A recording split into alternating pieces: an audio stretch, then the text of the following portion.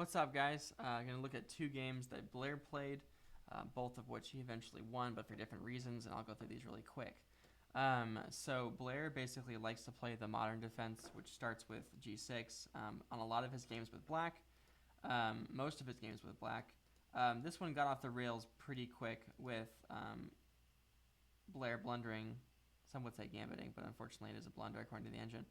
The pawn, and then a few more mistakes here, but the game still ends in an interesting fashion. Okay, here's a really interesting part where Blair moves his queen back to e5, and then his opponent plays bishop f4, which is really, really interesting because it leads to kind of a crazy continuation that I'm not surprised was missed in the game, because after all, Blair's move seems perfectly reasonable. Why wouldn't you want to just move back here, which is what Blair did?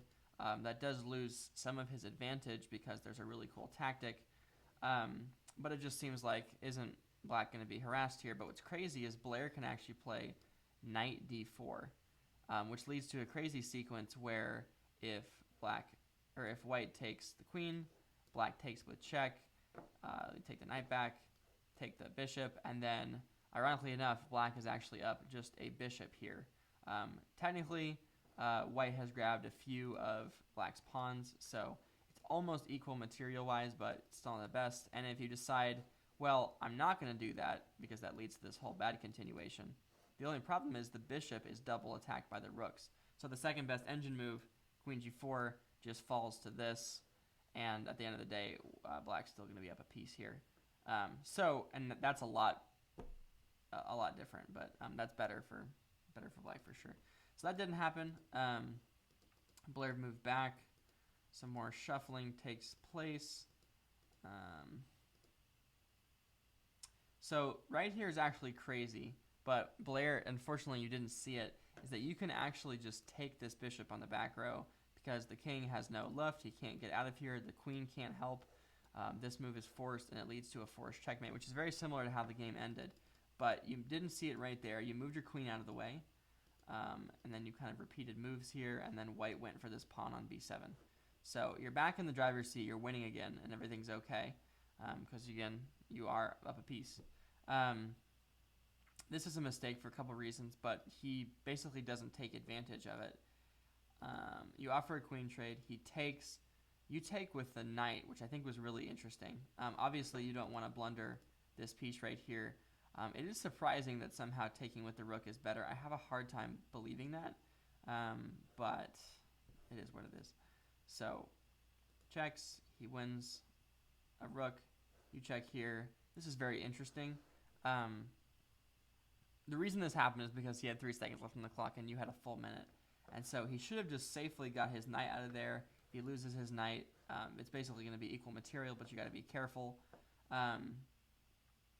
But that's not how the cookie crumbled on this one. He made the fatal mistake of moving his piece up. But what's funny is you missed the checkmate that was back here. And then what's even funnier is that he also missed stopping the checkmate. He should have taken your rook, or he should have done something at least to prevent that. But since he moved out of the way, it allowed you to sneak your pieces up and go for the checkmate, which you did, and the game was over. So we'll move on to the next one. Which is this game. And so you started with the Van Geet opening, which is a very uncommon move. Knight c3 on the first move. The game kind of progressed along like normal. This looks a little bit like a Scotch, basically, with these pawns being stacked here. The game continues on.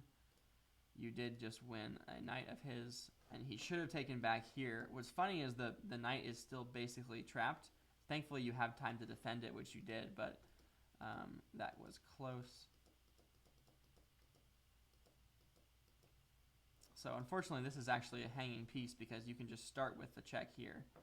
And then whether you take back with the king or the rook, what happens next is that bishop takes here, knight takes back, rook takes, and black will be not up a piece fully because he already lost a piece to get to this position, but it's better than what he did, which does actually lose a piece. Game continues on. You offer the queen trade, and we get to a really crazy endgame in this game where it's just cool how when you have such a big advantage, you can just start winning and start getting another queen. So we get to this position, you offer the rook trade, he trades, and then that was a huge mistake. And I understand why it wants to move back. It wants to move back, hit this pawn. This is what it wants you to do. It wants you to say, okay, I'm going to win this pawn. And he says, I'm gonna move it out of the way. And then you just move back to the same position, and he can't keep the pawn safe. So that's just a really safe way to win the pawn. You didn't do that. You moved over here, take the pawn that way. What's funny is you didn't even take the pawn. But this is a really cool situation where basically you just can't stop the onslaught of pawns. So let's just try. You try to make it around. You try to get to a point where you can stop this pawn. You can't take this knight because of the bishop. And this is a funny point where you can start pushing this pawn. So let's just say you get there, so you can never play a7. Well, I can just start moving this pawn now. And you start getting to a point where it's basically hopeless. The only move you have really for black is g5, but you can just safely keep the knight defended, keep everything defended, and just move your pawn up if you want to. You can even put your bishop right here if you're feeling extra.